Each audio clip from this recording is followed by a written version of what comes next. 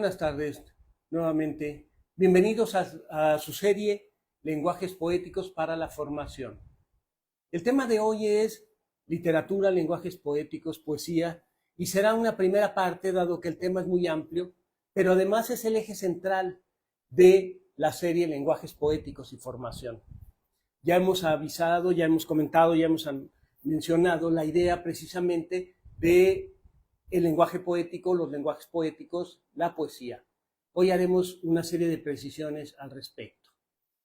Voy a iniciar con unas palabras de Nietzsche que me parecen fundamentales para tratar de entender la perspectiva desde la cual abordamos la cuestión de la poesía y los lenguajes poéticos.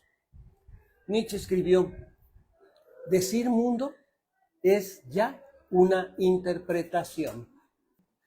Y esto es muy importante considerarlo porque quiere decir que desde el momento mismo en que concebimos algo y lo nombramos, estamos ya colocados en una perspectiva. Es decir, estamos ya interpretando. Bien, concebir la poética, concebir los lenguajes poéticos es precisamente asumir una interpretación sobre el mundo. Una interpretación que se contrapone a la visión hegemónica o predominante del racionalismo, de la racionalidad, del positivismo y de toda esa corriente filosófica del occidente en la cual se le da prioridad a la razón. Ya hemos comentado cómo la razón busca precisamente el argumento y se sustenta en un pensamiento que denominamos analítico, deductivo, y cuando llega al campo de la ciencia se vuelve experimental, ¿no? O incluso matemático.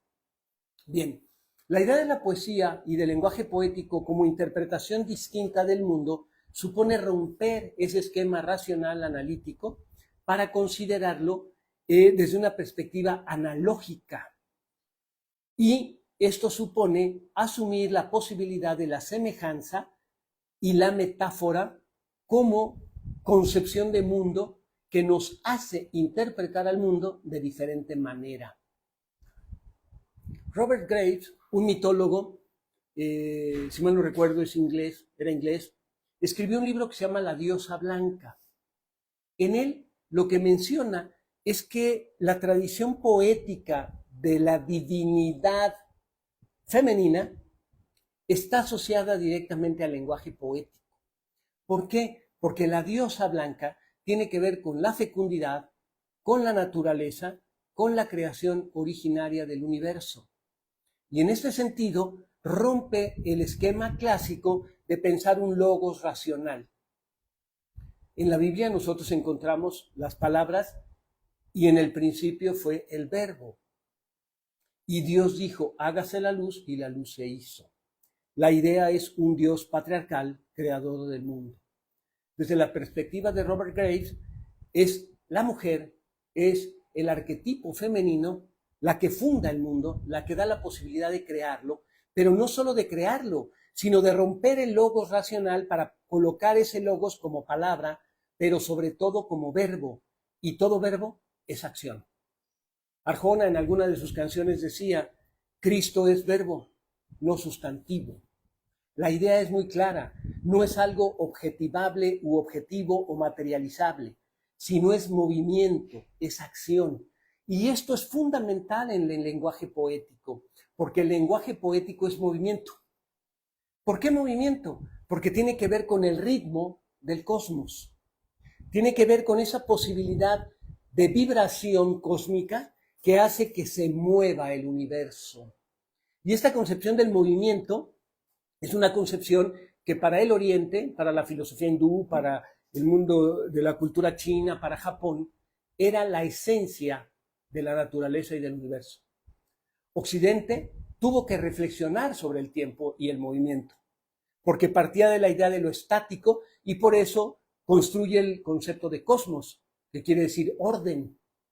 Para el Oriente, el mundo, el universo, se mueve entre caos y cosmos, es decir, entre desorden y orden. Y esto supone movimiento.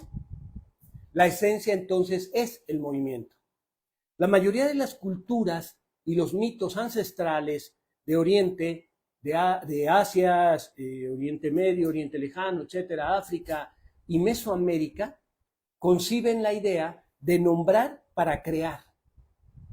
Nombrar es crear mundo, es dar significado al mundo. Y en ese sentido es que la poesía, considerada como la base del movimiento, la base de la creación divina femenina, abre una nueva posibilidad de pensar en el universo fuera de los esquemas de la racionalidad occidental. Panikkar, Raymond Panikkar, un filósofo hindú, decía: hay que desarmar a la razón armada, pero se le desarma desde la emoción y desde los afectos, no desde otra razón. Y esto sienta las bases para pensar la poética como ese pensamiento analógico, ese pensamiento emocional y afectivo capaz de fundar nuevas formas de vivir el mundo. Por eso, para distintos autores como Octavio Paz, como Elsa Cross, como María Zambrano o como el mismo Bachelard, la poesía es revolucionaria, la poesía es ruptura, la poesía es revolución, la poesía es cambio radical de las cosas, porque nos coloca, insisto, en una perspectiva distinta. Y si decir mundo es ya interpretar, decirlo poéticamente es interpretar desde lo poético lo que es el devenir del universo y del mundo, lo cual quiere decir no violencia, prioridad de los afectos y las emociones, ruptura con la razón. Desde ese planteamiento, decía Octavio Paz, la poesía no solo es sentido, concepto o imágenes. La poesía es sonido, palabra en el tiempo, palabra viva que oímos. La poesía es un arte en el que intervienen los ojos y el oído. La poesía, el amor y la contemplación son maneras de reconocer, de reconocernos a nosotros, a los otros y al mundo. En cada hombre y en cada mujer comienza el mundo. En cada hombre y en cada mujer. Una unidad originaria hombre-mujer. El sentido de estas palabras, de la poesía como creación de nuevos significados, la poesía como creadora de sentido, lo que estamos encontrando es precisamente la posibilidad de observar el mundo natural con otros ojos, con unos ojos que impliquen precisamente no dañar, no lastimar, lo que para la filosofía hindú es el ahimsa, la no violencia, que no es lo mismo que paz. Paz generalmente se entiende como contraparte de guerra, como decir no estamos en guerra, entonces vivimos en paz. No, la no violencia, la ahimsa, supone no dañar, no herir, no lastimar. No importa si el estado en el que nos encontramos parece en paz o en guerra. No hay que lastimar, no hay que dañar. Bien, la poesía, los lenguajes poéticos, lo que están planteando es que al colocarnos en otra perspectiva de mundo, en otra perspectiva de la realidad, rompan con esa idea de la violencia y de la agresión como forma básica de vida. Es romper el esquema darwiniano de que la competencia es lo que hizo que los seres vivos conquistaran el mundo. No, no fue la competencia, fue la colaboración, fue la cooperación. Si ustedes ven videos sobre la vida animal, lo que van a encontrar es precisamente esa cooperación entre las especies. Son formas en las que simbióticamente intercambian mensajes, conocimiento, contenidos para poder sobrevivir, pero no están pensando en acabar con el otro, están pensando simplemente en alimentarse. Y utilicé la palabra pensar, porque también parte de la lógica racionalista que nos domina es creer que los animales no piensan, que no tienen ideas, que no se comunican, cuando en realidad hay una comunicación impresionante entre animales. Por ejemplo, las orcas, para lograr cazar a los leones marinos, se organizan en manada, se van transmitiendo mensajes para poder cercar, para poder ver en qué manera las confunden para poder cazarlas. Entre los elefantes se ha visto que se comunican entre ellos para poder decidir qué camino van a seguir, hacia dónde se van a dirigir. Y en las distintas especies, más evolucionadas o menos evolucionadas, según nuestro criterio, en realidad lo que vemos es formas de pensar, de comunicación, de organización social, que les permiten vivir en el mundo sin estarse destruyendo. Consumen y comen lo que necesitan. No destruyen la naturaleza. El ser humano, a partir de su idea racionalista, lo que está haciendo es destruir la naturaleza. El cambio climático que vivimos tiene que ver en parte con ello.